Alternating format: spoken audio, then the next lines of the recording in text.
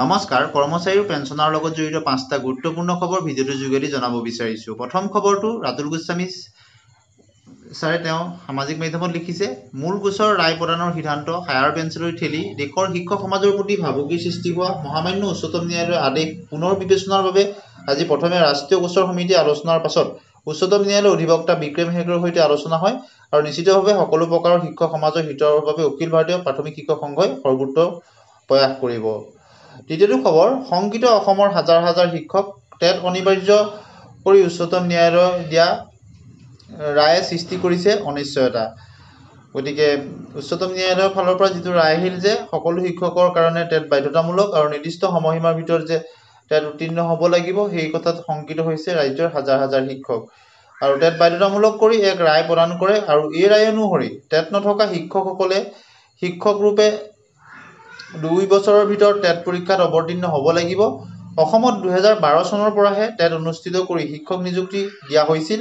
সেয়েহে দেশৰ আন ৰাজ্যৰ লগতে অসমৰ হাজাৰ হাজাৰ প্ৰাথমিক শিক্ষকসকলে শিক্ষকতাৰ জীৱনৰ ভৱিষ্যতক লৈ শংকিত হৈ পৰিছে আৰু উচ্চতম ন্যায়ালয়ে শিক্ষকসকলক দিয়া ৰায় পুনৰ বিবেচনাৰ বাবে অখিল ভাৰতীয় প্ৰাথমিক শিক্ষক সংঘই উচ্চতম ন্যায়ালয়ত আবেদন কৰাৰ সিদ্ধান্ত গ্ৰহণ কৰিছে।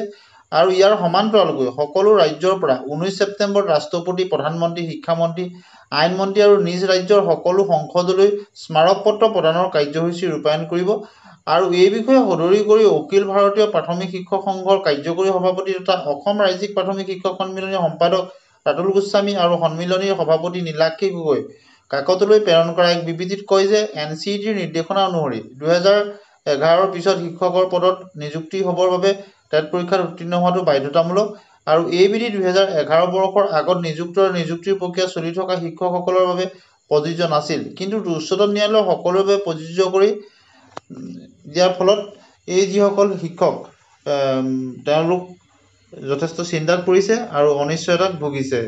গতিকে এই সম্পৰ্কত পৰৱৰ্তী কি কাৰ্যপন্থা হ'ব সেই সম্পৰ্কত আপোনালোকে ইতিমধ্যে অৱগত হৈছে। সন্মানীয় ৰাতুল গোস্বামী ছাৰে তেখেতে সামাজিক মাধ্যমতো লিখিছে পৰৱৰ্তী কি কাৰ্যসূচী গ্ৰহণ কৰিব। গতিকে আশা কৰা হৈছে যে ৰাজ্যৰ যি হাজাৰ হাজাৰ শিক্ষকৰ ক্ষেত্ৰত টেট বাধ্যতামূলক হোৱাটোৰ পৰিপ্ৰেক্ষিতত পূৰ্বতে নিযুক্তিপ্ৰাপ্ত শিক্ষকসকলৰ ক্ষেত্ৰত ভৱিষ্যতে কি ব্যৱস্থা হ'ব অনাগত দিনত তাক গম পোৱা যাব। এতিয়া আহিছোঁ অন্য এটা খবৰলৈ। মাহে মাত্ৰ 6,500 টকা পাৰিতোষিক দিয়েই দায়িত্ব সামৰিছে জনস্বাস্থ্য কাৰিকৰী বিভাগে। নৱেম্বৰৰ পৰা আন্দোলনৰ হুংকাৰ জলমিত্ৰসকলে তেওঁলোকে আন্দোলন কৰাৰ কথা অৱগত কৰিছে।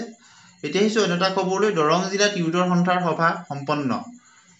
দৰং জিলা টিউটৰ সন্থাৰ সাধাৰণ সভা এখন ভেৰুৱা হাইস্কুলত দিনৰ 1 বজাত অনুষ্ঠিত হয় আৰু সভাখনত সভাপতিত্ব কৰে সন্থাৰ সভাপতি আব্দুল হামিদে।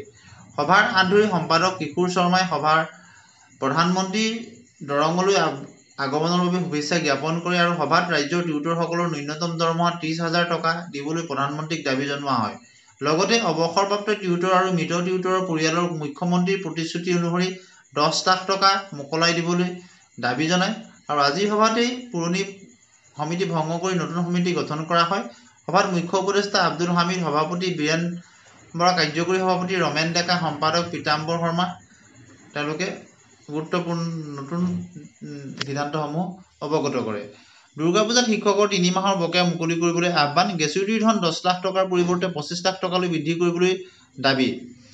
1991 পৰা 2001 চনৰ ভিতৰত বিভাগীয় নীতি নিৰ্দেশনা অনুসৰি যিসকল শিক্ষকক নিযুক্তি দিয়া হৈছিল তেওঁলোকৰ ক্ষেত্ৰত তেওঁলোকৰ যি সমস্যা সেই সমস্যাসমূহ যাতে চৰকাৰে সমাধান কৰে তাৰ বাবে দাবী জনোৱা হৈছে।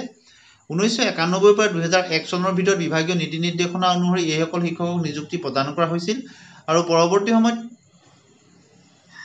তেওঁলোক দৰমহাও প্ৰদান কৰিছিল। পৰৱৰ্তী সময়ত শিৱসাগৰত পদতকৈ শিক্ষকৰ সংখ্যা অধিক হোৱাৰ বাবে 1995 চনৰ ছেপ্টেম্বৰ মাহৰ ভিতৰত নিযুক্তি লাভ কৰা শিক্ষক-শিক্ষয়িত্ৰীসকলৰ দৰমহা প্ৰদানৰ ব্যৱস্থা কৰি কোনো ধৰণৰ বাছ বিচাৰ তথা তদন্ত নকৰাকৈ বাকীসকলক অতিৰিক্ত শিক্ষকৰ তালিকাত অন্তৰ্ভুক্ত কৰি দৰমহাৰ পৰা বঞ্চিত কৰিছিল, যাৰ বাবে উক্ত সময়ত শিক্ষক সমাজৰ লগতে শিৱসাগৰ জিলাৰ প্ৰতিটো জাতি জনগোষ্ঠী সংগঠনে তীব্ৰ আন্দোলন গঢ়ি তুলিছিল।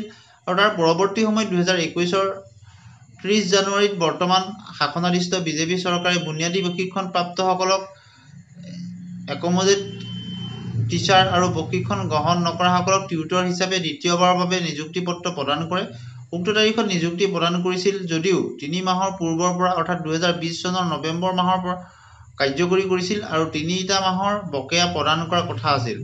এই টিউটৰসকলক 2 বছৰ পূৰ্বেই 3 মাহৰ বকেয়া মুকলি কৰি দিয়ে যদিও শিক্ষকসকলৰ সামান্য পৰিমাণৰ বকেয়াসমূহ মুকলি কৰি নিদিয়াৰ বাবে তেওঁলোকে আজি শিৱসাগৰ সন্মিলনী তেওঁলোকে দাবী জনাইছে শিক্ষকসকলৰ যাতে এই পৰিমাণ যি তেওঁলোকৰ বকেয়া আছে অতি শীঘ্ৰে মুকলি কৰি দিয়ে।